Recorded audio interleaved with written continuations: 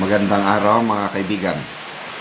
Bigyan natin ng opinion reaction itong post ni Teo Moreno tungkol sa pahayag ni Attorney Claire Castro sa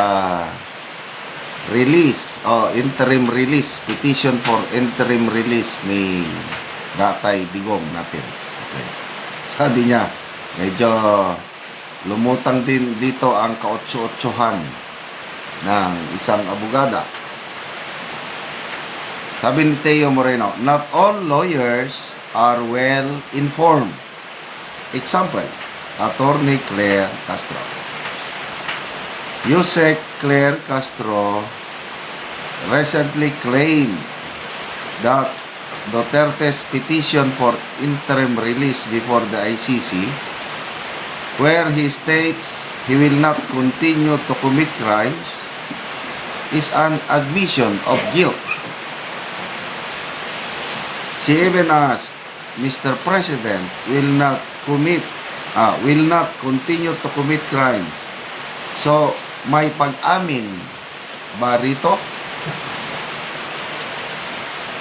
Doon kasi sa petition, may mga conditions na inilagay. Isa sa condition is, he will not continue to commit crimes. Kaya, birada kaagad ni Yusek Claire Castro, ay di, inamin niyang may kasalanan siya. Ito, hindi siya well-informed doon sa standard procedure ng ICC. This is not just a flawed legal interpretation. It reflects a concerning level of kabubuhan from someone in the legal profession. Under Rule 118 and 119 of the ICC Rules of Procedure and Evidence, any detained person may request interim release by demonstrating that. Yan, may tatlong kondisyon. Number 1, they are not a flight risk. Si Tatay Digong, 80 anyos na, hindi na siya flight risk, no? Mahirap na siyang magbiyahe. Number 2, they will not obstruct the investigation or proceedings. And number 3, they will not continue criminal conduct. So, nakalagay ito sa ICC Rules and Procedure. Lumalabas, hindi alam ni Attorney Claire Castro. Kaya nga, not well informed siya. These statements are standard procedural language, not admissions of guilt. For example, kaya believe ako dito kay Teo Moreno, well-researched siya eh. For example, former Ivory Coast President Laurent Gbagbo made similar arguments in his 2013 petition for interim release, as did Congolese warlord Jean-Pierre Bemba.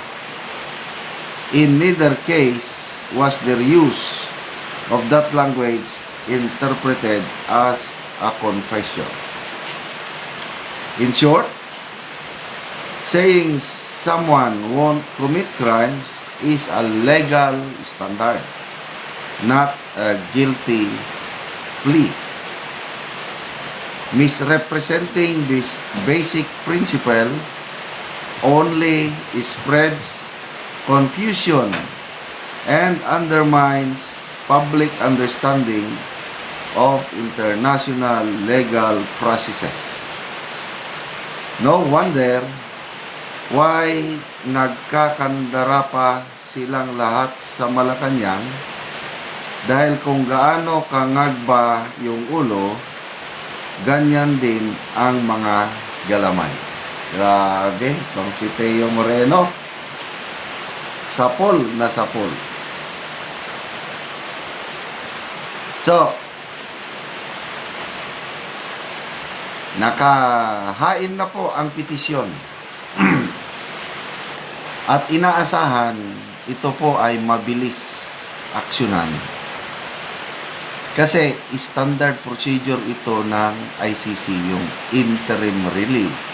At magpasalamat po tayo, tayong mga nagmamahal kay Tatay Digong dahil mayroong isang bansa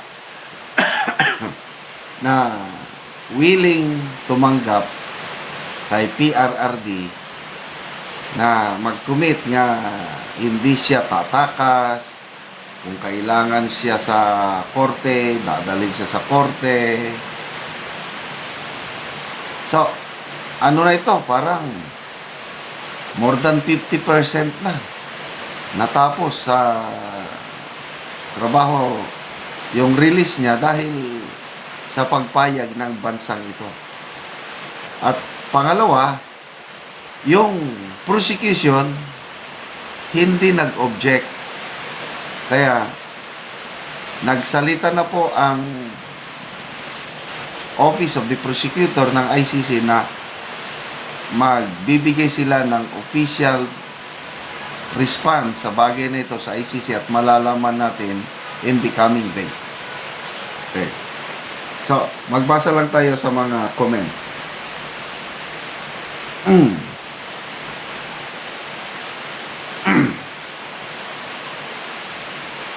Daniel Long, isa ring matalinong DDS vlogger si Daniel Long. She should listen to the late Senator Miriam Santiago's speech at Corona impeachment trial. Admission does not equal confession. Okay. Emily Taylor, precisely. And unfortunately, some DDS supporters also doubted PRRD's defense lawyers' move. Sometimes I think people should just be an observer and just give their support to PRRD without doubting the process. If PRRD and his family had a full trust in Attorney Koopman, who are we to judge? Especially our knowledge of the Rome Statute of the ICC is zero. So, antayin na lang natin mga kaibigan. Ako, nararamdaman ko, nalalapit na po ang napipintong paglaya, although temporary lang, ng ating Tatay Digong. It's an answered prayers. Okay, salamat mga kaibigan sa inyong pagsubaybay sa ating channel. Nakakatulong kayo ng malaki sa tribong Talaandig ng Bukidnon. Dahil ang sweldo natin sa channel na ito is pantulong ito sa tribong Talaandig. Namimigay tayo ng mga yero at pako para ma-repair ang mga sira-sirang bahay ng Talaandig or makapagpatayo ng bagong bahay yung mga pamilya na walang bahay. Panoorin ninyo ang video na ito. Ni angero ang ipantabang sa mga tao nga kadtong tabangunon sa ilang mga balay, kadtong mga daot na ug mao na ni sila ang matagan. Salamat! Salamat sa nag-sponsor! Salamat sa Manginahati nga! Mag-lisig pa yun ang mga sila! May lista na yun ang mga kalisanan kasi! Salamat din kayo! Salamat yun sa nag-sponsor! Dagang pag yung mga bala! Punta! Or blessing pa din ang mga sa imuha. Kinsa magkanagatagaan nga. Mga nga pangasin. Apil ka man, may lista na ang among datuan nga. Wala daw sa nabusdok na. Salamat kayo. Ang ginoo dyan ang mabalo sa imuha.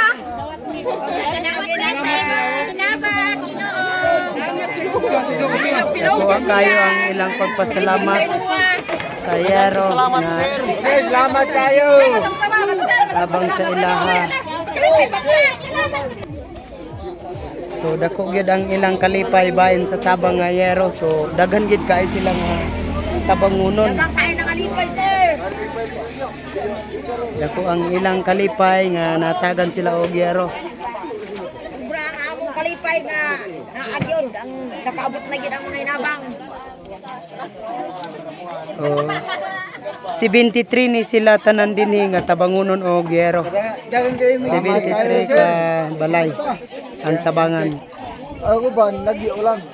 Pero talaga rin, yapon.